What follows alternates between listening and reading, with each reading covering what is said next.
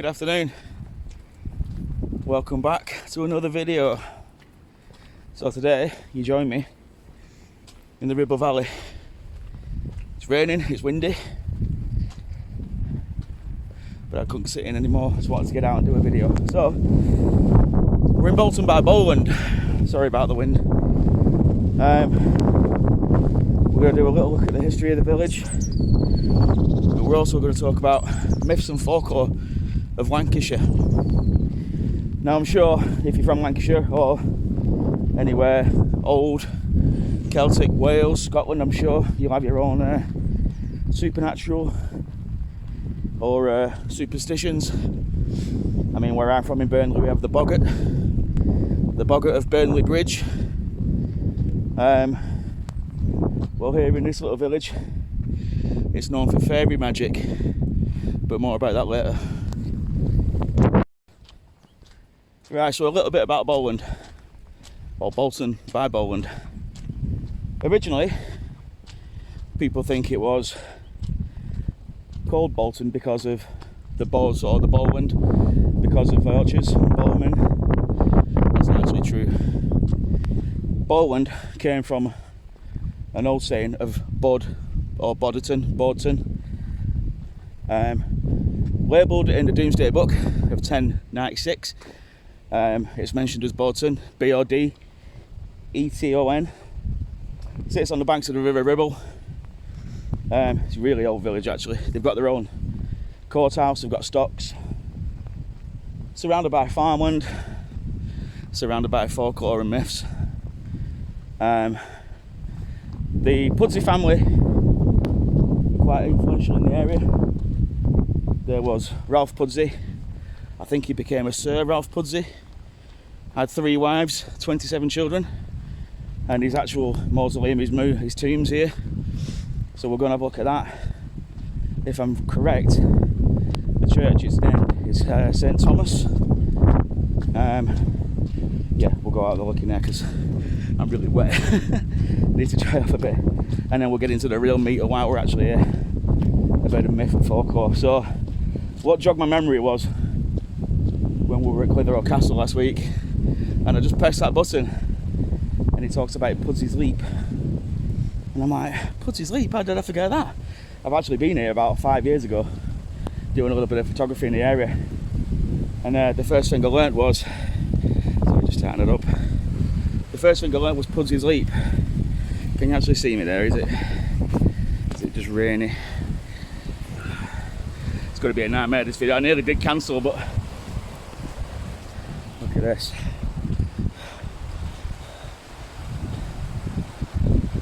So that's the Ribble just down there as it joins in. This is a nice little flowing beck. I hope we don't get cut off because I'm going to be here for a few hours and it's no chance of stopping raining soon. So yeah, the talk of Pudsey's Leap. Like I say, we have a lot of myths and folklore. We've got the witches, we've got Shuck, Black Shuck, otherwise known as the Hellhound. We've got stories of, like I say, boggarts.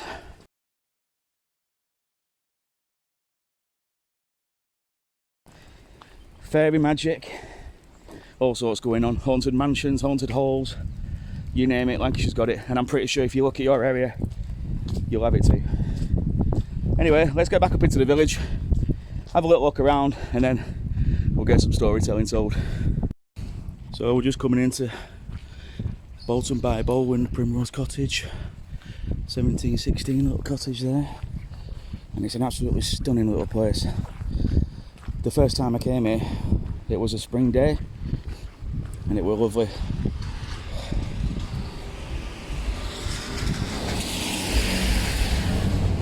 Yeah, the weather was absolutely lovely, colour in the trees coming back. I took a stroll down the Ribble, back up the beck and into the village. Some stunning little cottages, but we're going for the church.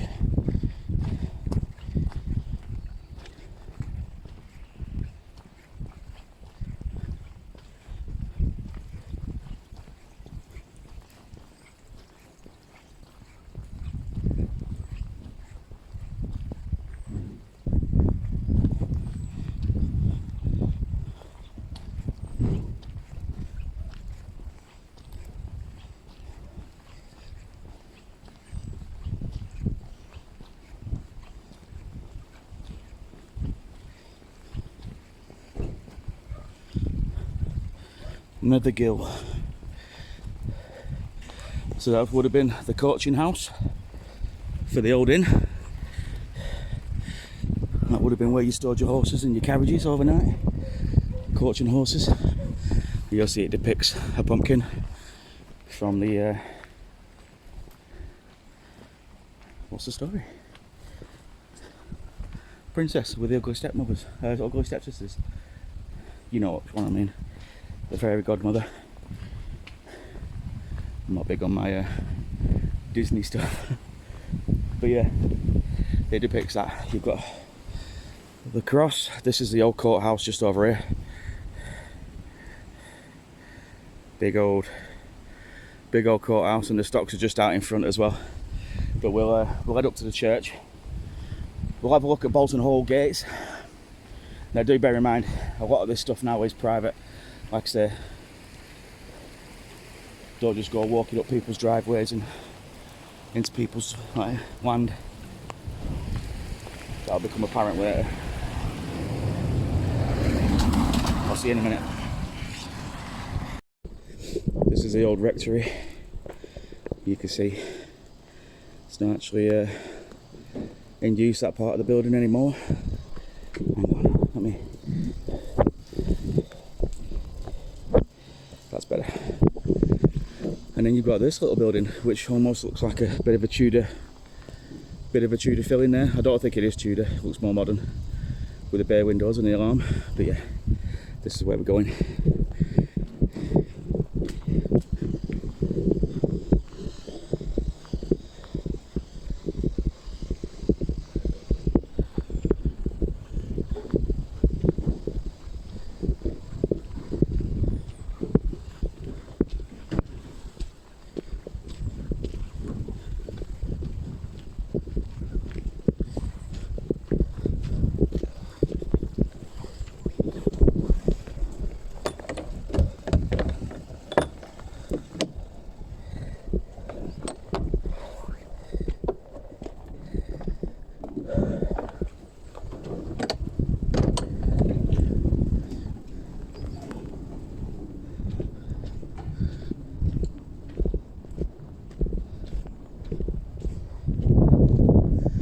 Some very, very old gravestones here.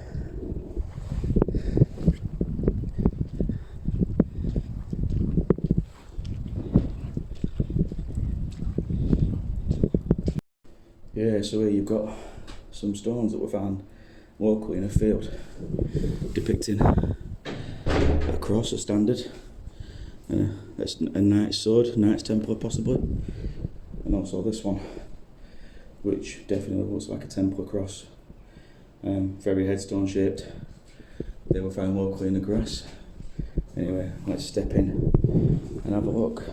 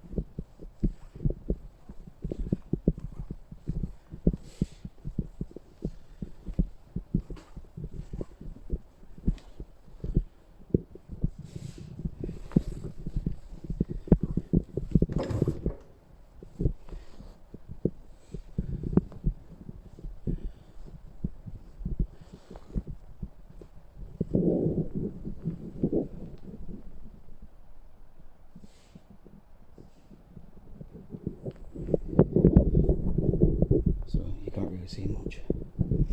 We're in the Lancashire chapel, and this is where the women would have come on a Sunday. Sat separately from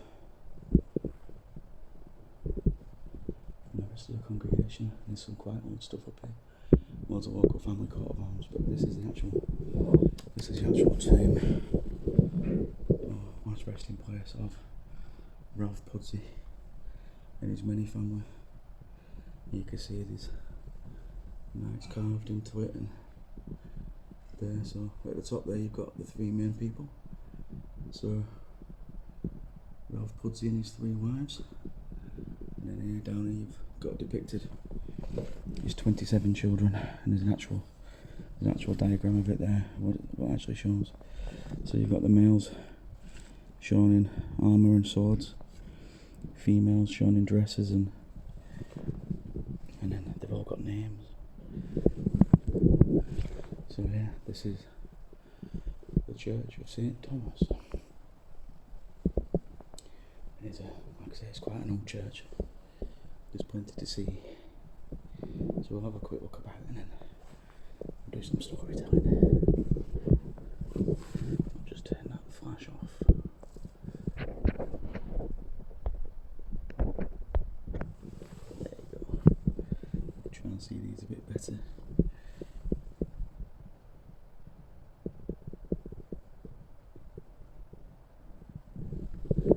So just memorial plaques for people that would have come to this church, prayed here, donated money, people that were influential in the area.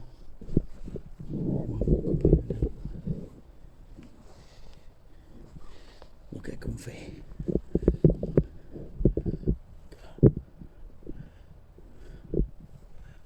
The big stained glass windows.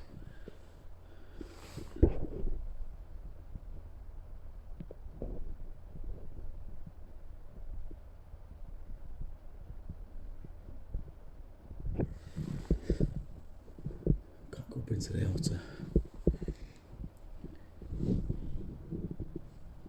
Pudsey.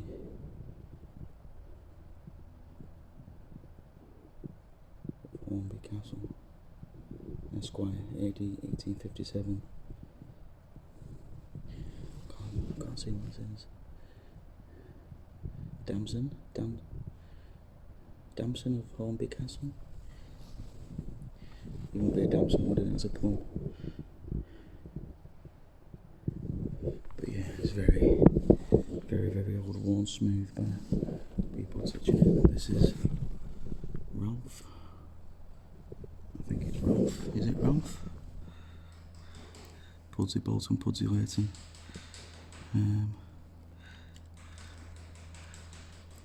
Yeah, so Ralph Pudsey. Renewed. They rebuilt the base, but the top's original. Rebuilt the base in 1857. Right, we're going to get comfy. We're going to do a little bit of storytelling. Then we're going to have a look at what's left of Bolton Hall, because there's not much. I'll sit in a corner here and we'll away from people. We'll just get nice and comfy.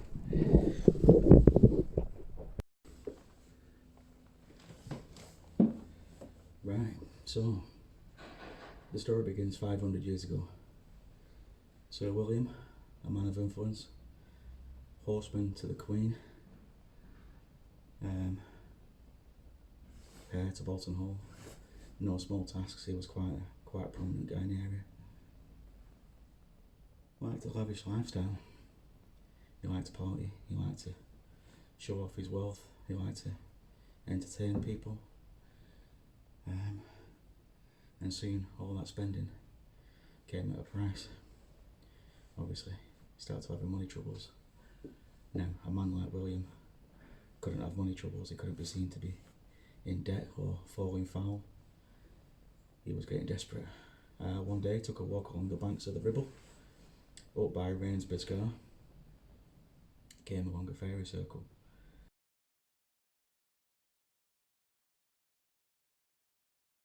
Now, in turn, the fairies said, "We'll help you out." They gave him a magical silver bit for his horse. And with that bit, his horse would be untouchable. They said, "Go back to your mines in Rimington. You had a lead mine there. You'll find silver. This should help you out." So he gathered a workforce and went back to his mines, looking for a silver vein, and silver he found.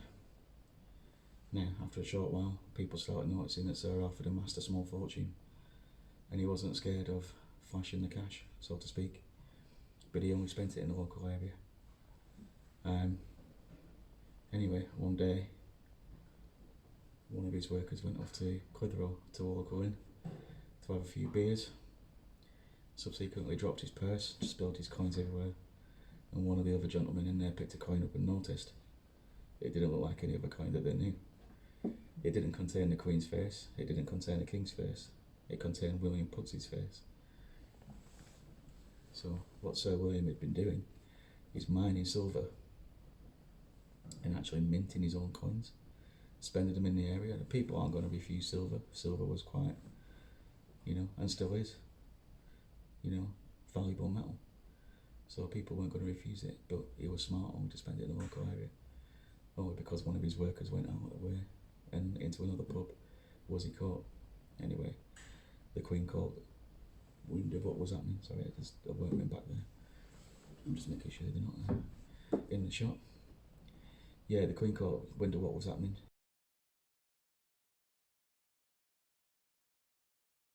She sent her guards, messengers up to Bolton Hall to subsequently arrest him.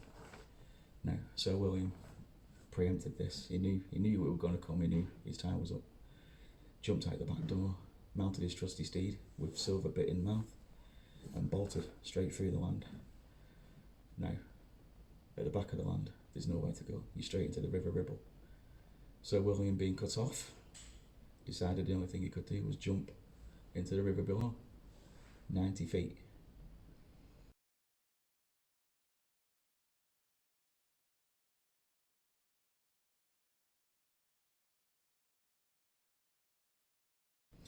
Now bear in mind, this would have killed more horses, most horses and riders, a 90-foot drop into a cold, fast-flowing river. But not Sir William. Sir William was imbued with fairy magic, and his horse was too. So yeah, the subsequently got away, made off into the night, and left the King's Guard or the Queen's Guards high and dry on the banks, quite literally high and dry.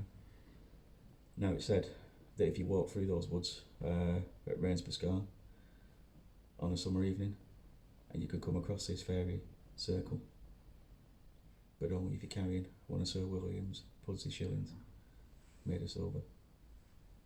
So yeah, that's the story of Sir William and his counterfeiting operation. But it actually was a counterfeiting operation.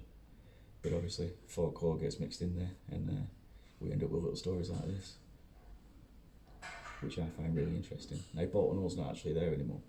It was left to wreck and ruin, demolished in the 50s. You can still visit the mines at Rimington.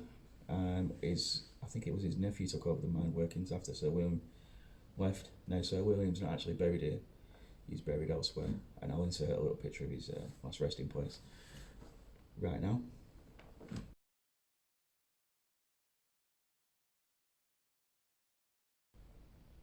But yeah, the mines kept on working, gathering lead, gathering calcitic minerals, and Bolton Hall passed into the hands of his predecessors and carried on doing so up until the early 1900s, I believe, when it became derelict. Now, I don't know if it was, taken over by the war effort, because that's what they used to do. They used to take all the big houses, big mansions, use them for planning wars, planning their operations. But I do know it was demolished in the 50s to much opposition by the locals. But the council said it was too far gone. It would just couldn't be saved. It's cold in here. But yeah, the intro I did to this video, I walked up to a wall. You could see the arch in the wall. That's, I think, actually stonework from Bolton Hall, and many other barns and buildings around here took the stone and reused it. So that's the story, and that's the folklore. That's what we deal with in Lancashire. I'm going to do a new series on this, and I'm going to look up many more, because there is actually tons. There's, like I said, there's Pendle Witches, we could do all day on that. There's the Boggart of Townley Hall. There's another Boggart about a mile from where I live, actually, half a mile. So yeah, anyway, let's stop chatting. Let's go and have a look at what's left of Bolton Hall, and we'll go and get wet again. Yeah, so the last gatehouse of Bolton Hall. This is all that remains. King Henry Mews now.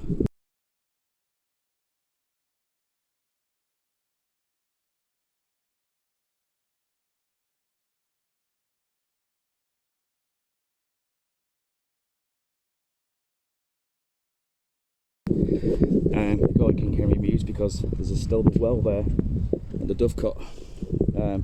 King Henry's Well, you can see it on the maps. Obviously it's a private residence now, and I don't think they take too kindly. People still walk down. There's a bit of a walk you can do. You can go down there and jump back onto the banks of the, I think it's Rainsbourgh Beck that flows all the way through the village. I showed it in the first intro of my video. You can follow that all the way back to the car park and visitor centre. Obviously, don't think the visitor centre's open today. It's a Monday. It's not Monday, is it? It's Wednesday. What am I talking about? It's a Wednesday, and I think it's like out of season. So yeah, we'll have a look up here. We'll have a look at the old school, a few more of the little village greens, and then we'll make our way back. Hopefully the cafe's open. We can get a nice hot coffee and dry off a little bit. I'll do the outro there and end the video, but in the meantime,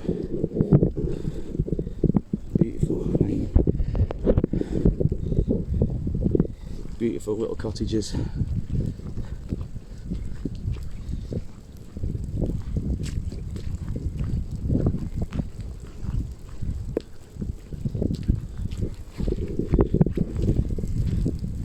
And just up there you've got the old school, a couple more farms. I'm not going to walk up there because I'm cold and I'm wet and I really just want a brew. So let's back our way back now. We'll get back to the car and we'll get signed off. I'll see you in a minute. Right, well, this is Mint Cottage, and this is where Sir William made his illegal shillings, silver shillings. Now, if you're going to come, please bear in mind it is private property. Don't walk through like I've just done. There's a map online. Somebody's put a map online, Explore Bowland. If you find that map, it's not right. You can't come through the farm and you can't come straight up to the cottage. It is a private residence and the farm's private as well. There's also dogs. And the last thing you want to do is upset a farmer. So I've squared it with them. I'm okay with them. And if I see a farmer, I'll just explain that there is maps and it is. But yeah, that's where he had his operation. Minting thousands of coins a week, making himself a nice tidy profit in the process, and generally being a naughty boy. So yeah, this has been Bolton by Bowland, and that was the story of William Pudsey, if you can hear me. That's risen by about a foot since I've been here, so I hope there's no flooding. If you like this kind of video, then please leave me a comment. Please leave a like and maybe share it. Let me know what you think. I might be doing a few more of these little Lancashire folklore tales. Anyway, it's been a good walk. We've done a little bit. Yeah, just show me some love, and that's all I need. Thank you very much. Hope you have a good week. This has been William Pudsey's coin counterfeiting operation, and I've been piss wet through.